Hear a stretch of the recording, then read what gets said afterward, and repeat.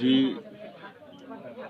এক শুভ ৰাতিপুৱাত কাৰ্বি আংলংবাসীৰ বাবে অতি সুখবৰ আনন্দিত খবৰ কিয়নো সুদূৰ আমেৰিকাৰ দেশৰ পৰা লিংগুইষ্টিক ছ'চাইটিয়ে আমাৰ পৰম বন্ধু তথা এজন সাহিত্যিক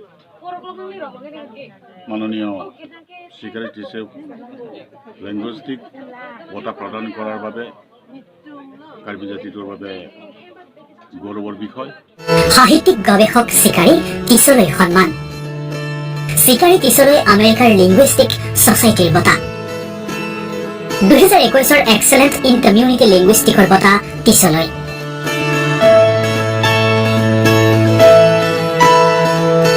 ভোগালীৰ পুৱাই আমেৰিকাৰ পৰা ভাৰ্চুৱেলি ডিফুৰ সাহিত্যিক গৱেষক শিকাৰী টিছলৈ এইদৰে আমেৰিকাৰ লিংগুইষ্টিক ছ'চাইটিয়ে আগবঢ়ালে সন্মানীয় 2021 বৰ্ষৰ এক্সেলেন্ট ইন কমিউনিটি লিংগুইষ্টিক বঁটা।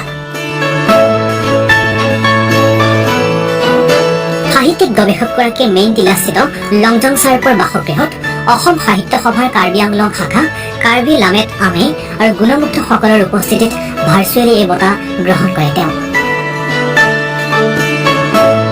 দীৰ্ঘদিনৰ পৰা কাৰ্বি ভাষাৰ লগতে অসমীয়া ভাষাৰ নিৰলস গৱেষণাত প্ৰতি শিকাৰী টিছই আমেৰিকাৰ গৱেষক লিণ্ডা কৰ্ণাটক কাৰ্বি ব্যাকৰণ প্ৰস্তুতৰ বাবে 5 বছৰ ধৰি সহযোগিতা আগবঢ়াই আহিছিল। বৰ্তমান নিজাকৈ এখন কাৰ্বি অভিধানৰ কাম কৰি থকাৰ লগতে 8টা জনজাতীয় ভাষাত হ'বলগীয়া এখন শব্দকোষৰ মুখ্য সম্পাদক ৰূপে কাম কৰি আছে টিছই।